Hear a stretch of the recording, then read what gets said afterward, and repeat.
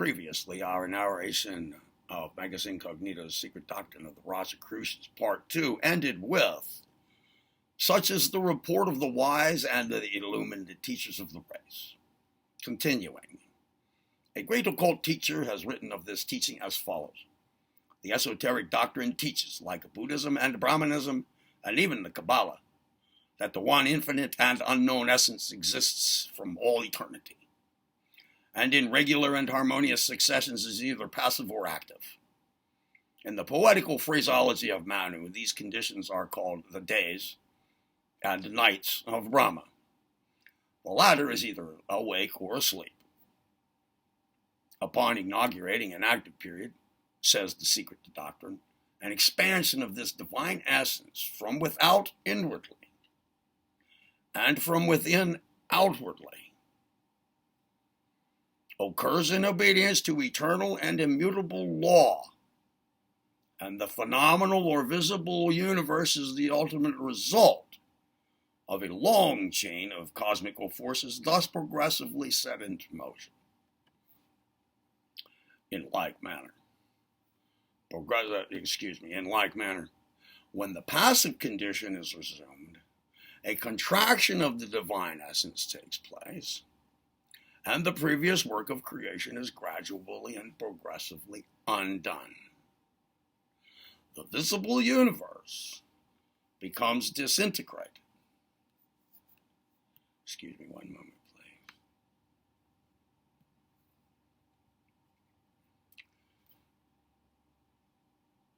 This material dispersed, and darkness, solitary and alone, broods once more over the face of the deep.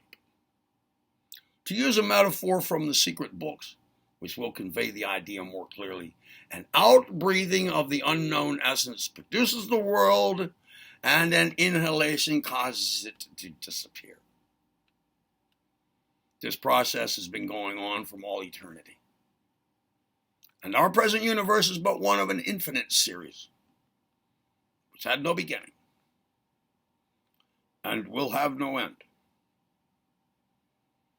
In this connection, the student of Herbert Spencer will find in the ancient occult's doctrines and teachings an unsuspected firm basis for the teaching of his modern master.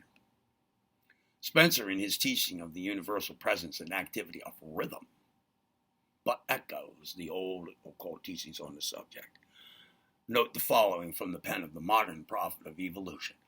Apparently, in quotes, the universally coexisting forces of attraction and repulsion, which, as we have seen, necessitate rhythm in all minor changes throughout the universe, also necessitate rhythm in the totality of its changes.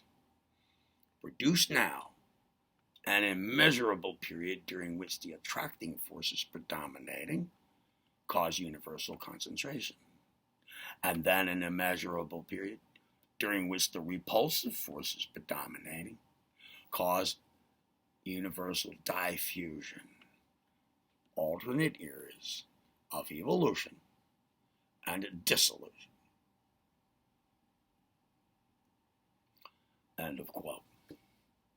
The first aphorism further states, light there was not, for the flame of spirit was not yet rekindled.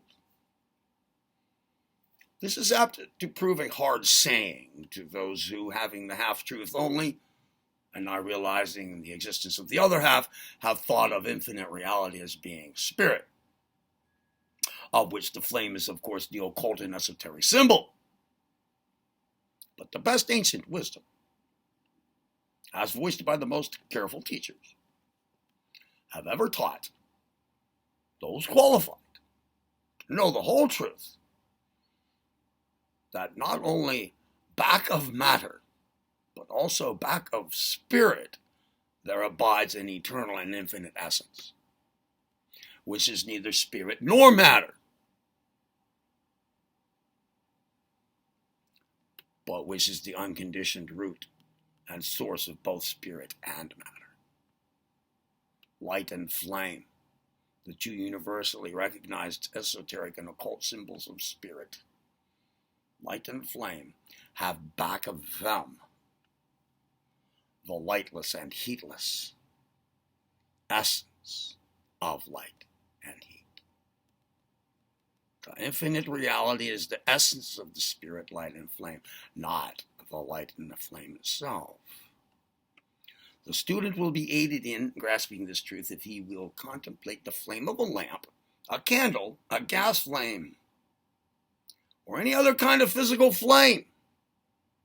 He will perceive to be present under and at the center of the flame a dark, transparent something, which is the essence from which the flame itself proceeds and upon which it draws for support and sustenance. A dark, transparent something at the heart of and under the flame. In occult terminology, the counterpart of this on the higher planes of being is called the dark flame. It is the essence of the flame and light, and not the flame or light itself. As an ancient writer has said, the essence is the spirit of the fire, not the fire itself. Therefore, the attributes of fire, for example, heat, flame, light, are not the attributes of the essence, but of the fire, of which the essence is the cause.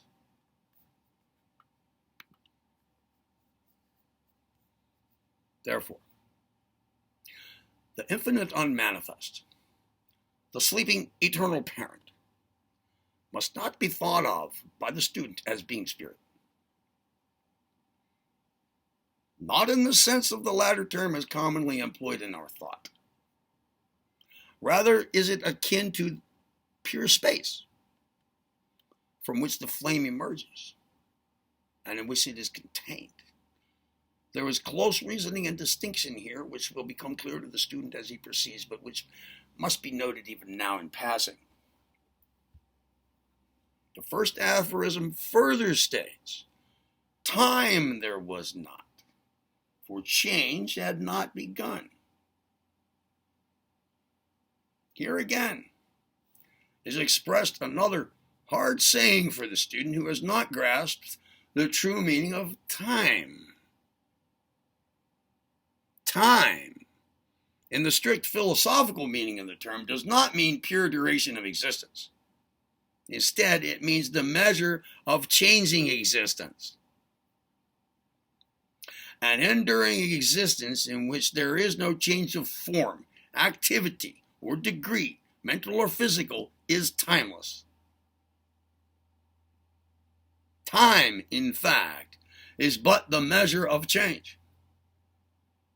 Without change, there can be no time. Not in the true sense of the latter term. Pure being manifests not time. Time is the result of becoming or change and is always measured by change or becoming in something.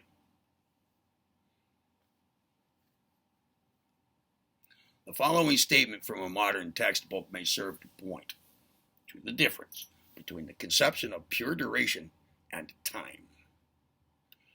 Quote, pure duration is conceived without regard to the motions of change in things. Time, on the contrary, is the sensible measure of any portion of duration, often marked by particular phenomena, as the apparent revolution of the celestial bodies, the rotation of the earth upon its axis, and so forth.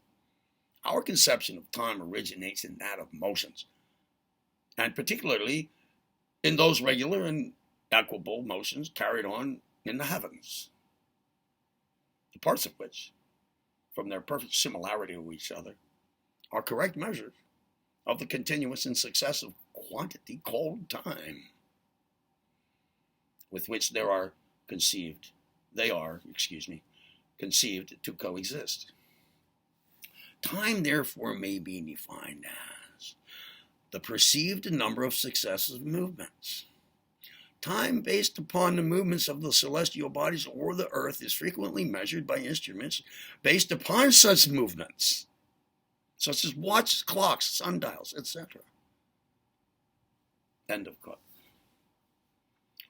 Well, We are also conscious of the passage of time by changes in our mental states, our thoughts, our mental images, both in the waking state or in the state of dreams. Without changes in the outside world, presented to our consciousness by perceptions of such changes, or without changes in our mental states, time would not exist for us. It thus follows that given an eternal changeless reality, for whom and by whom no outside world has been or is manifested, and which is wrapped in an unconscious and dreamless sleep, such as is pictured in the first aphorism, for such a reality there could exist no time. No time would present itself. Timelessness would abide until change began once more.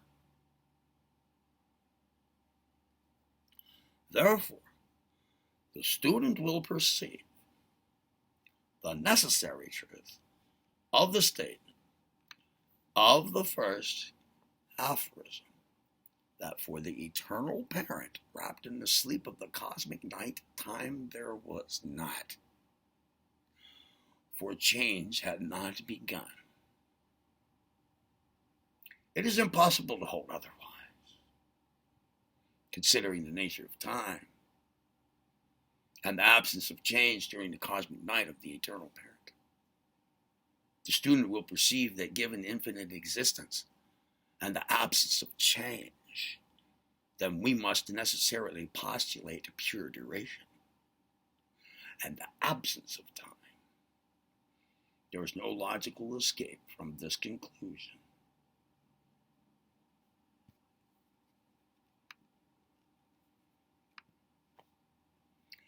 The first aphorism further states, things there were not, for form had not represented itself. Well, here again we are presented with an inescapable conviction. A thing is whatever exists or is conceived to exist as a separate entity and as a separable or distinguishable object of thought. Okay? Everything must manifest form. Form is, number one, the shape or structure of anything, as distinguished from the material of which it is composed, hence the configuration or figure of anything. And number two, the mode of acting or manifesting of anything to the senses or to the intellect. And three, the assemblage of qualities constituting a conception, or the internal constitution making an existing thing what it is. Okay, so strictly speaking, a thing must be capable of being thought of or pictured as composed of qualities, attributes, or properties, distinguishing it from other things. Hence, everything must manifest form in order to be so distinguished and perceived by the senses or by the intellect as a thing. The eternal parent, the infinite unmanifest, cannot be held to manifest form, or to display or present any particular quality, or any particular property, or attribute of manifestation, when in its state of unmanifestation. No.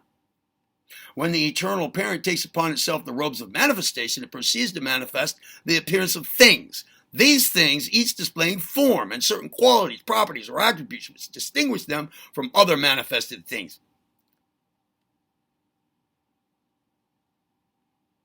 It is axiomatic in metaphysics and philosophy that the unmanifest cannot be thought of as possessing or manifesting in its essential nature any one set of qualities, properties, or attributes which appear later in its manifestation of things, as distinguished from the opposite set of qualities, properties, or attributes.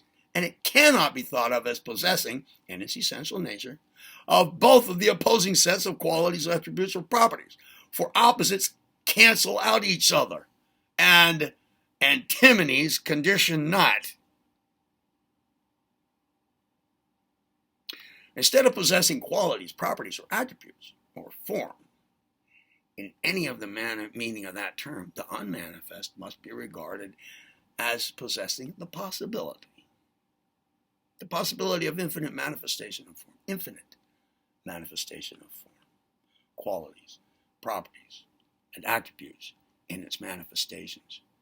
Or the infinite possibility of the manifestation of form, qualities, properties, or attributes in its manifested things.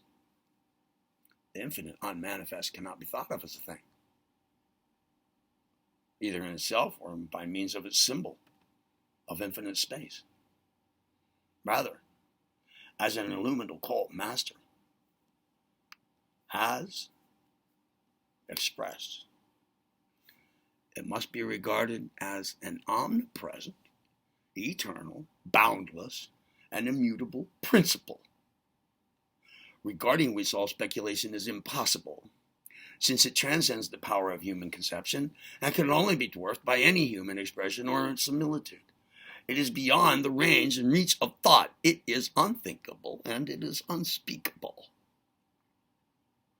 In the period of cosmic night, there being nothing present except the infinite unmanifest, therefore it is seen that, necessarily, things there were not.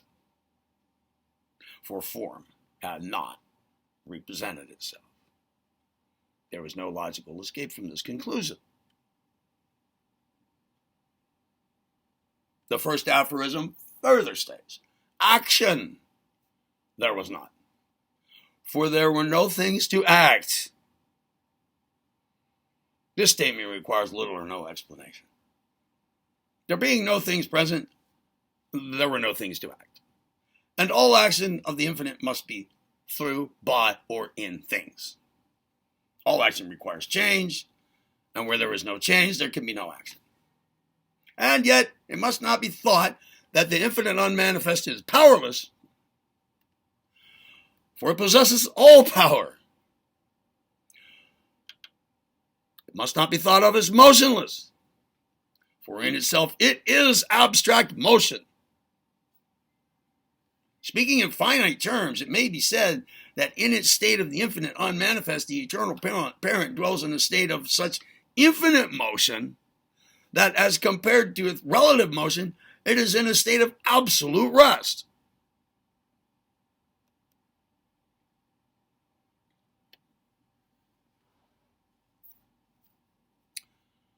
We will begin the next video in the series with the first aphorism further states, the pairs of opposites there were not, for there were no things to manifest polarity.